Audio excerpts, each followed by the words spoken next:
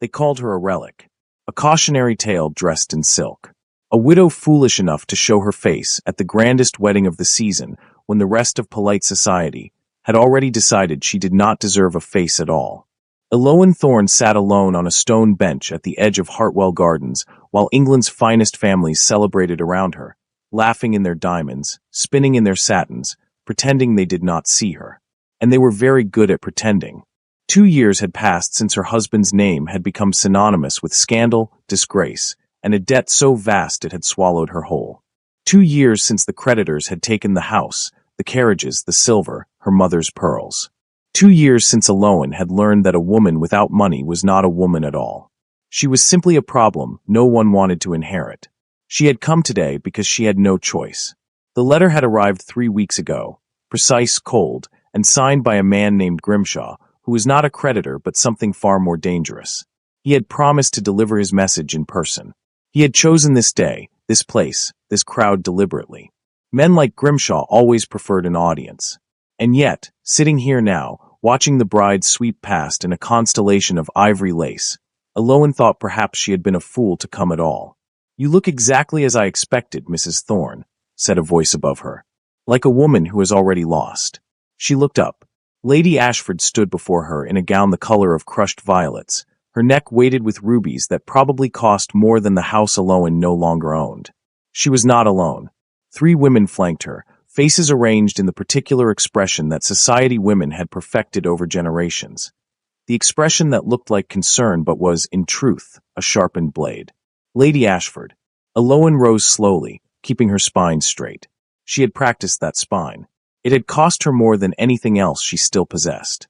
"I do admire your courage," Lady Ashford said, though her tone made it sound like an accusation. "Most women in your position would have the decency to disappear entirely. And yet here you are. At the Whitmore wedding, no less, in that." Her gaze traveled the length of Eloan's dusty blue gown with slow deliberateness, the way one examines something found on the sole of a shoe. "That dress. Is it the same one you wore to your husband's funeral?" "I believe it is." Eloan said nothing. The champagne glass in her white-gloved hands was warm now from holding it too long. "Edward Thorne," Lady Ashford continued, as though the name itself were entertainment. "What a disaster that man turned out to be. Crown informant. Hidden debts. And now rumors. Well, I shan't repeat them in polite company. Though I confess, one does wonder what secrets a widow keeps when her husband spent his entire life keeping them from her." The murmur that moved through the assembled guests was soft, but Eloan heard it the way one hears thunder before a storm. Low, promising, inevitable. "I kept no secrets, my lady." "No." Lady Ashford smiled. "Then why is Mr. Grimshaw walking toward you right now with that particular look on his face?" Eloan turned, and there he was, Grimshaw, moving through the crowd with the unhurried certainty of a man who had already won, already counted the money, already decided how this afternoon would end. He wore a guest's clothes and a predator's eyes, and something in his jacket pocket that Eloan knew, with a cold rush of certainty, was the letter, the one with her late husband's name beside figures that would destroy whatever remained of her life. She had nowhere to go. The bench was at her back, Lady Ashford and her circle on her left, the crowd tightening on every side. And Grimshaw, 10 feet away now, 8'6". A shadow fell over her. Not Grimshaw's shadow. Larger, darker, utterly still. She felt the warmth of him before she saw him. A tall figure in a black tailcoat with gold buttons that caught no light at all, because this man had not come here to glitter. He had come here to own the room, which he did, effortlessly, simply by existing within it. Julian Vane, the Duke of Ravencliff, did not look at Grimshaw. He did not look at Lady Ashford or her circling companions. He did not look at the crowd, who had gone completely, utterly silent. He looked only at Eloan. And then he leaned in slowly, with the practiced composure of a man who had never once hurried for anything in his life, and placed his lips beside her ear, so close she could feel the warmth of the words before she heard them. "Act as my bride." 4 words. Barely a whisper. Eloan's world tilted on its axis. His hand came to rest at the small of her back, light, deliberate, unmistakable in its claim. And when he straightened, he looked out at the frozen crowd with the expression of a man who had just made a perfectly ordinary announcement. "Forgive the interruption," the Duke said, his voice the quiet kind that carried anyway, the way all truly powerful things do. I had to steal a moment with my betrothed. The silence shattered into 100 different sounds at once. Gasps, whispers, the sharp intake of Lady Ashford's breath. Grimshaw halted mid-step, his face rearranging itself into something careful and calculated. And Alolan Thorn, the relic, the cautionary tale, the widow no one wanted, stood at the center of it all, her hand trembling inside a white glove, her heart hammering against the last remaining bones of her dignity and thought. He has either just saved me, or delivered me into something far worse. The garden did not recover its noise all at once. It came back in pieces, a cough, a shifting of silk, the careful resumption of conversation by people who needed to appear as though they had not been watching. But they had been watching, every single one of them. And they would go on watching, Alolan understood, for as long as Julian Vane's hand remained at the small of her back. He did not remove it. Smile, he said very quietly, in the tone of a man issuing a weather report. Not too wide. You are happy but composed. You are a woman who expected this. Alolan smiled. She had no idea how she managed it. Her face felt like borrowed china, fragile, someone else's, liable to crack under the wrong kind of pressure. Grimshaw had retreated 3 steps, reassembling himself with visible effort. His eyes found hers over the Duke's shoulder, and what she read in them was not defeat. It was postponement. He bowed, a mocking, shallow thing, and melted back into the crowd. Lady Ashford had not moved. She stood with her rubies and her expression of polished disbelief, looking between Alolan and the Duke as though trying to locate the trick hidden in a magician's hand. Your Grace, she said at last, her voice restored to its usual precision. This is rather sudden news. The best things usually are, Julian replied pleasantly. He looked at Lady Ashford the way one looks at furniture, noting its presence without finding it particularly interesting. If you'll excuse us. It was not a request. He guided Alolan forward, and the crowd parted for him the way it always parted for men like Julian Vane, not from affection, but from the instinct that recognizes weight and steps aside. Alolan walked beside him, her back straight, her smile fixed, her heart a clenched fist inside her chest. They did not speak again until they reached the gravel drive, and his carriage came into view, a large, dark vehicle with no crest visible on the door, which struck her as deliberate. Everything about this man, she was beginning to understand, was deliberate. A footman opened the door. Julian stepped back to allow her in first. She climbed the 2 steps and settled against the black leather interior, and then he was across from her, the door closed, and the sudden quiet of the carriage felt like the silence after a gunshot. He looked at her steadily. Up close, in the gray afternoon light filtered through the carriage window, he was younger than she had expected. Perhaps 30, perhaps a shade beyond it, with dark hair that sat with the discipline of someone who had never permitted himself to be untidy. His jaw was clean. His eyes were the particular shade of gray that does not warm easily, the color of winter sea. You have questions, he said. Several hundred, Alolan replied. I'll begin with the most immediate one. Why? Because I needed a bride. There are women in that garden who would have offered themselves without needing to be invented. Yes. Something moved across his expression, not quite amusement, but the memory of it. And that is precisely the problem. He explained it without embellishment, which she respected, even as the explanation itself alarmed her. His father's will contained a clause, archaic, immovable, that restricted access to the Ravencliff entailed properties until the Duke produced either an heir or a wife of standing. His solicitors had managed a 6-month extension. 6 months, and then the clause activated in favor of his younger brother Silas, who had been cultivating the right allies for exactly this eventuality. You need a wife by name, Alolan said slowly. Not in substance. Correct. And I need a name that Grimshaw cannot touch, Julian said. Yes. I am aware of your situation, Mrs. Thorn. I was aware of it before today. He paused. You should know I do not make uninformed decisions. The carriage moved steadily north. Outside, London began to thin, the close-packed buildings giving way to wider streets, then open road. What are the terms? She asked. He produced a folded paper from his breast pocket. Of course he had already written them down. Of course. 6 months of public performance, events, dinners, the necessary social appearances. She would reside at Ravencliff.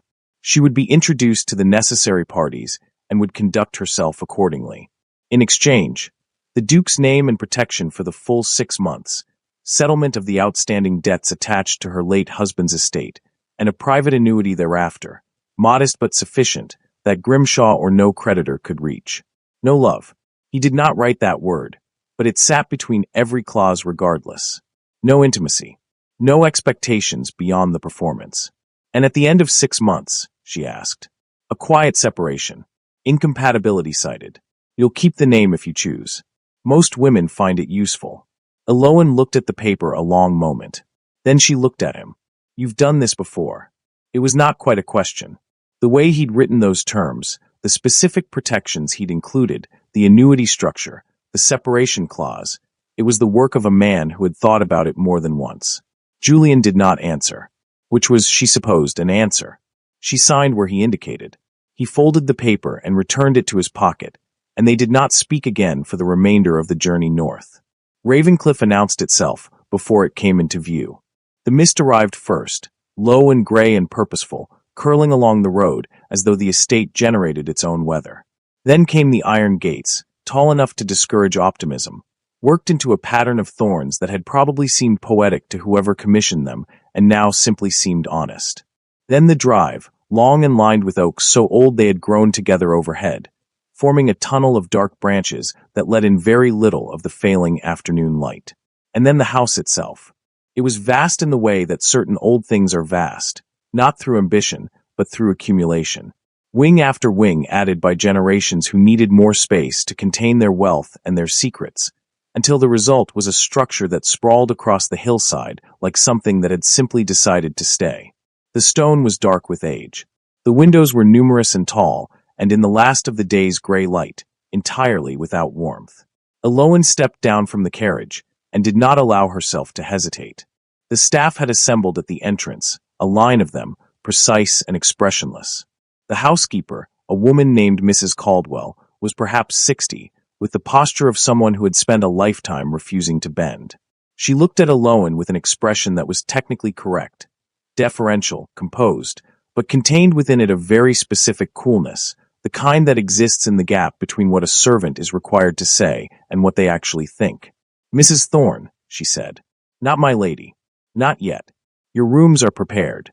The rooms were in the east wing, which Eloan discovered was the furthest possible wing from the Duke's own apartments. She did not comment on this. The rooms themselves were fine, high-ceilinged, furnished in pale green and gold, a fire already burning. But there was no vase of flowers, no welcoming detail, nothing that suggested her arrival had been anticipated with anything resembling warmth. She sat at the edge of the bed when Mrs. Caldwell had gone and took one careful breath. Then she unpacked her own trunk, because the maid assigned to her had not yet appeared, and Eloan had long since learned not to wait for things that might not come. The lessons began 3 days later. Julian called them preparations, which was a tidier word for the same uncomfortable truth, that she did not yet know how to be the Duchess of Ravencliff, and that there were people coming to Ravencliff in a fortnight who would notice every gap in the performance. They met each morning in the drawing room, a formal, high-windowed space that Julian clearly preferred for its lack of softness. He moved through it in the same way he moved through everything, with the economy of a man who did not waste motion. She began to understand that stillness was his natural state, and that when he did move, crossing to adjust something, leaning to examine something, it meant he had decided something mattered. The first 3 sessions were verbal. How to address the ranking guests by precedence. The names and alliances of the families they would entertain. The particular political fault lines running through the upcoming dinner party that could not be allowed to surface. Julian delivered this information without condescension, which she appreciated, and without warmth, which she had expected. On the 4th morning, he asked her to put on the Ravencliff diamonds. They were in a case on the sideboard, an antique set, heavy and startlingly beautiful, a necklace and earrings and a bracelet in a dark velvet nest. She put the earrings in without difficulty. The necklace clasp was more complex, a double mechanism that required both hands behind her own neck at an awkward angle, and she worked at it for a long, silent moment before Julian crossed the room. "Allow me." She did not answer. She simply turned around. His fingers were cool and precise against the back of her neck. He worked the clasp in seconds. She heard the small click of it fastening, and then he did not immediately step back. "Your shoulders," he said. She felt the light pressure of 2 fingers on either side, adjusting her posture a fraction of an inch. There. The necklace sits correctly now. He moved away. She turned back around. His expression was exactly as composed as it always was. But a faint line had appeared between his brows. There and gone in an instant, and she filed it carefully away. The bracelet, he said. She picked it up from the case. It was heavier than it looked, a cuff of diamonds and gold that closed with a hinge. She held it in place against her left wrist, and Julian fastened it without being asked this time, his thumb resting briefly against the inside of her wrist as he checked the fit. Too loose, he said. He adjusted the mechanism. Checked again. His thumb did not move during this process. Neither did she. That's sufficient, he said, stepping back. You'll wear it to the Marsh dinner. Lady Marsh will look at your hands first. She always does. What is she looking for? She'll tell you she is admiring the jewels. Julian returned to his chair, and the papers spread across it. She is actually looking for trembling. Eloan looked down at her wrist. And if she finds it? She won't, Julian said, without looking up. You don't tremble. She was not entirely certain this was a compliment. She returned to her own chair, and the lesson continued. She found the gallery by accident, 11 days into her residence at Ravencliff. During the third consecutive night she could not sleep. The East Wing corridors were unfamiliar enough in daylight. In the small hours of the morning, a single candle and a wrong turn, she found herself standing before a door she had not seen before. Narrower than the others, set slightly back into the wall, with the particular quality of something that was not locked but had been forgotten. She pushed it open. The room beyond was long and cold, a proper gallery, she understood, though it had clearly not been used for some time. Dust cloths covered a few of the lower objects, but the paintings on the walls were uncovered, and they were extraordinary. Portraits, mostly, going back several generations, the early ones dark with age, and the later ones sharper and more demanding of attention. She walked the length of the room slowly, candle raised. There was Julian's father, austere and broad-shouldered, a man who looked as though he had never once doubted himself. A cluster of earlier veins, all carrying the same gray eyes down through the decades. Several landscapes of the Ravencliff grounds in different seasons, the house looking almost warm in summer light. And then, at the far end of the gallery, she stopped. The portrait was smaller than the others. A woman, perhaps 25, painted in the loose and intimate style that suggested it had been commissioned privately rather than for public display. She wore pale yellow. Her hair was dark and pinned simply. She was looking at something outside the frame of the painting, something that had clearly made her laugh, or almost laugh, the expression caught just at the edge of it. Beside the portrait, on a narrow shelf, was a small arrangement of objects. A pressed flower, brown with age, in a glass frame. A woman's glove, single, its mate presumably lost long ago. And a miniature, the kind set in gold, showing the same woman, this time in profile, very young. Eloan stood in front of these objects for a long moment.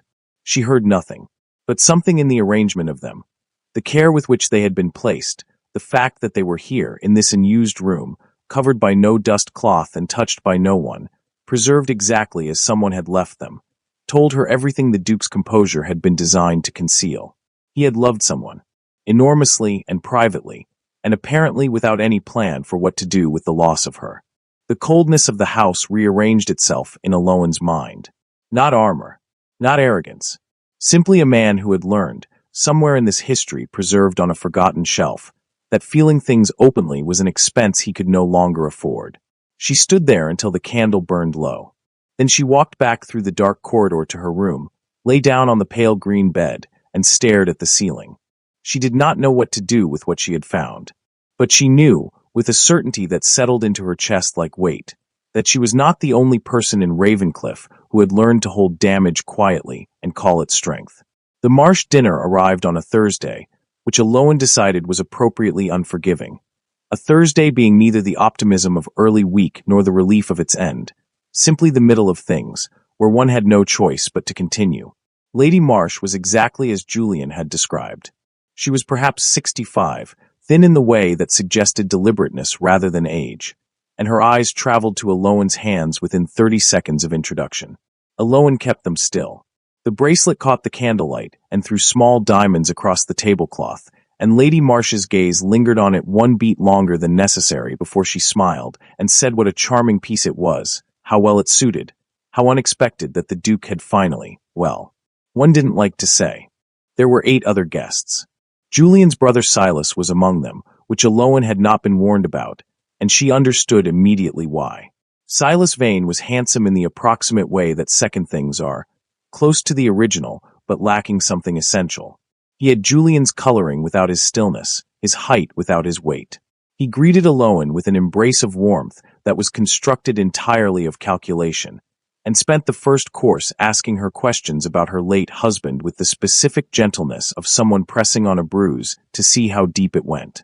Eloan answered each question with the composure of a woman for whom the subject held no more pain than the weather. She watched Silas recalibrate after each response, searching for a different angle, finding none. Across the table, Julian did not look at her. But she noticed that he never spoke over her, never corrected her, never introduced that particular silence that men use to signal a woman's error. He let her handle it. She understood this, after a moment, was its own form of respect. The test came during the third course, when Lord Haverley, a broad, red-faced man with old money and older opinions, turned to Julian and said, with the confidence of someone who considers cruelty a form of honesty, "Ravencliffe, I'll confess I had not expected to find you finally settled, particularly after, well, the business with Charlotte." The table went quiet. Eloan felt Julian's stillness change quality beside her. It did not deepen. It simply became a different kind of still, the stillness of something held under pressure. She placed her hand over his on the tablecloth. Light, unhurried. The gesture of a woman who had touched this hand many times and found it worth returning to. "Every love has its own timing, Lord Haverley," she said pleasantly. "I have always found that the ones worth having take the longest to arrive." Haverley blinked. Lady Marsh made a small sound that might have been approval. The table exhaled and resumed. Julian did not move his hand. She felt, very faintly, the pressure of his fingers adjusting beneath hers, not pulling away, but settling. Acknowledging. She did not look at him. She reached for her wine, and the evening continued. The storm began 4 days later, with no particular drama, a shift in the air at dusk, clouds that moved with purpose, and then the kind of rain that commits completely. By 10 o'clock it had found its way into the east wing through a fault in the roof above Eloan's rooms that Mrs. Caldwell reported with an expression of profound inconvenience, as though the ceiling had done it deliberately.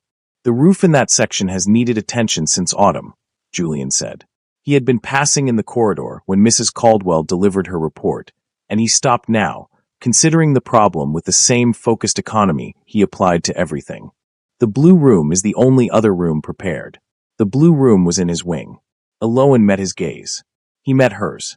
Neither of them said anything that would require the other to respond to it directly. "The blue room will be fine," she said. It was, in fact, a beautiful room, deep blue walls, a fire already built up, rugs thick enough to absorb the sound of the storm outside. She changed into her night things with the help of a maid, and sat by the fire with a book she did not read, listening to the rain restate its case against the windows. A knock came at 11. Julian stood in the doorway in a dark dressing gown, his hair unpinned from its usual discipline, his feet in plain leather slippers. He looked, for the first time since she had met him, like a man rather than a position. "I thought you might want this," he said, and held out a cup of something. Tea dark and plainly made, the kind produced by a kitchen that has not been asked to be elegant about it. She took it. He remained in the doorway, which was, she thought, exactly the kind of careful position a man keeps when he does not trust his own navigation. "Haverley's comment at dinner," she said. "Charlotte." Julian was quiet for a moment. Then he stepped inside and sat in the chair by the window, the one furthest from hers, and looked at the rain. "My wife," he said. "She died 4 years ago. Fever. It was very fast." He paused. "She was the kindest person I have ever known. I have no adequate explanation for why she chose me." Eloan looked at the fire. She thought of the gallery, the pressed flower, the single glove, the portrait of a woman caught at the edge of laughter. "I found the gallery," she said quietly. "I'm sorry. I wasn't looking. I was lost in the corridor. I should have told you sooner." He did not stiffen. He simply absorbed it, the way he seemed to absorb most things, whole, without visible reaction. "You understand now," he said at last, "why I required a stranger. Because a stranger could not compare herself to what you'd had. Because a stranger would not look at me the way people who knew Charlotte look at me. He turned from the window. His gray eyes in the firelight held something she had not seen in them before. Not warmth, but the place where warmth had been, and the specific knowledge of its absence. Like a man carrying something he is not strong enough to put down. Eloan set her cup on the table between them. The storm pressed itself against the glass with great sincerity. For what it is worth, she said carefully, I don't look at you that way. I know, Julian said. I noticed. A pause. I found it unexpectedly useful. It was not a declaration. It was something quieter and more difficult than that. A man acknowledging that another person had, without permission or announcement, become necessary to him. She understood it because she was in the middle of the same unwilling realization. She picked up her cup again. He did not leave. The storm continued its argument outside, and they sat in the blue room together until the fire burned low, talking about small things, careful things, the kind of conversation that pretends to be inconsequential and is, in fact, everything. Grimshaw came back on a Tuesday. He did not come to the door. He sent a note, addressed to Eloan, delivered through a method she could not trace, which arrived between her morning correspondence and her afternoon appointment with the seamstress. It was brief and entirely to the point. The ledger the Duke keeps in his study. The one listing his father's crown contacts. Deliver it to me by Friday, or I will bring to the inheritance gala what I know about your husband's real association with those same contacts. You will not survive the exposure. Neither will your arrangement. She read it twice. Then she folded it and sat very still for a long moment thinking. She went to Julian that afternoon. He read the note in the same silence he brought to everything, but she watched his jaw set, a small movement, barely visible, the kind of thing you only notice if you have learned the geography of someone's face. He doesn't want money, Julian said. He never did. He wants the ledger because it's leverage over someone above him. My husband was involved. Tangentially, I think, but enough for Grimshaw's purposes. She met his gaze. I should have told you all of this at the beginning. I didn't because I didn't know how much you could be trusted. And now? She considered the question properly. Now I know that you kept Charlotte's glove, she said. A man who keeps a glove in a gallery for 4 years and tells no one can be trusted with information. Something moved through his expression, surprised and unguarded, and gone before she could name it fully. I'll handle Grimshaw, Julian said. We'll handle him, Eloan said. He expects me to be isolated and frightened. Let him keep expecting that. The inheritance gala arrived at the end of the month, and Ravencliff received it with the particular grandeur that old houses produce effortlessly. Every chandelier lit, the floors polished to mirrors, the gardens illuminated below a sky that had, for once, decided to cooperate. The guests numbered 60. The Duke's solicitors were present. 3 members of the Crown's legal office were present. Silas arrived with his allies arranged around him like a hand of cards he was confident in. And Grimshaw was there, not as a guest, but in the corridor outside the main hall, which Eloan discovered because she had expected him to be. He looked surprised to see her so composed. The ledger, he said low and controlled, is exactly where it belongs, Eloan replied, which is behind the Duke's legal counsel, who received a copy of your correspondence this morning, along with a full account of your involvement with the man who ordered my husband's surveillance. She watched his face reorganize itself through several versions of itself. My husband was not merely an informant, Mr. Grimshaw. He was protecting me from the people who had sent you to him. I spent 2 years thinking he was simply a disaster. It turns out he was a disaster with a conscience. She paused. The Crown takes a particular interest in men who threaten the wives of cooperating informants. I imagine you will find that out very soon. Grimshaw left without another word. She returned to the ballroom. Inside, the gala had reached the moment she had been dreading. The solicitor standing near the fireplace, Silas at his elbow, the document in question being discussed at volume sufficient for the surrounding guests to hear. The clause, the marriage, the question of its validity, its timing, its convenient appearance. The contract was signed before witnesses, Julian was saying, in his quiet, carrying voice. A contract is not a marriage, Silas replied, and a widow of no standing, acquired in something of a hurry. Her standing, Julian said, is whatever I say it is. That is how the title works, Silas, as I have explained to you on several occasions. We would simply like the lady to confirm, Silas said, his charm stretched thin now over something harder underneath, that the arrangement is genuine. The room turned toward Aloan. She had thought about this moment. She had thought about exactly what she would say. Something measured, something legally defensible, something that performed sincerity without requiring it. She looked at Julian. He was watching her with those winter sea eyes, and in them she saw the same thing she had seen in the blue room during the storm. Not a duke conducting an arrangement, but a man waiting to discover what she would do. Waiting with the particular quality of someone who has learned not to hope for things, and has not yet managed to stop. She crossed the room. She stood in front of him and took both his hands, which she had never done before, and felt his fingers close around hers with a grip that was not part of any agreement they had signed. "The arrangement is the most genuine thing in this room," she said, to the gathered company, and then, because she had stopped performing approximately 10 minutes into the storm on a Tuesday night, if she was being accurate about it, she said it again, quieter, only for him. "It is the most genuine thing I have done in years." Julian looked at her for a long moment. The solicitor was saying something. Silas was saying something. The room was full of sound. "The inheritance clause," Julian said to his solicitor, without looking away from her, "can be managed at your discretion. Do what needs to be done." And then to Aloan, "Come with me." They walked to the gallery. She did not ask why. He did not explain. He simply carried 2 candles, and she carried none, and they walked the long corridor in the particular comfortable quiet of people who have stopped requiring conversation to fill the space between them. He set 1 candle on the narrow shelf beside Charlotte's pressed flower and her single glove. He stood before the portrait for a moment. The woman caught at the edge of laughter, with an expression that held grief and tenderness in equal measure and no longer needed to hide either. "She would have found you formidable," he said. "She had excellent taste." "She loved you," Aloan said. "That's enough evidence for me." He turned from the portrait.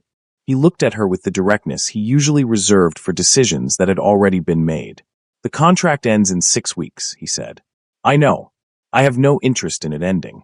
Aloan stood in the candlelight of the gallery, in a house that had been cold to her and then gradually, room by room and evening by evening, had become something that felt, against all her practiced self-reliance, against every wall she had built in 2 years of surviving, like a place she might choose to remain.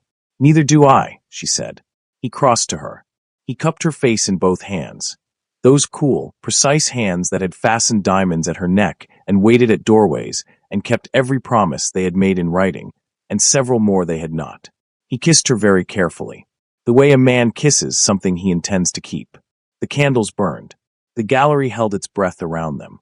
And somewhere in the house, in a study with the ledger still locked in its drawer and the contract still folded in its pocket, the terms of their arrangement expired unmourned, replaced by something neither of them had negotiated for, and neither of them, it turned out, intended to give back. Subscribe to see more stories like this, and comment below to let me know where you're watching from. I would absolutely love to say hello to you and find out just how far our story has already traveled. Rose.